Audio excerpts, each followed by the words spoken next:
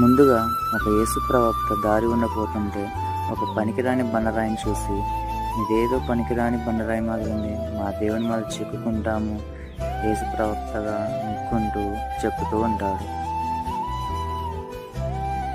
అలా యేసుక్రీస్తుని చెక్కిన పిమ్మట వెంటనే ప్రార్థించుకొని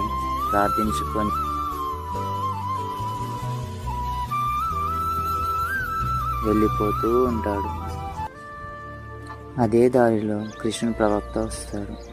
ఆ శిల్పాన్ని చూసి, ఇదేదో వేరే దేవుని విగ్రహం మాదిరి ఉంది, అదేదో మా కృష్ణుని మాదిరి చేసుకుంటామనేసి చెక్కుతూ ఉంటాడు.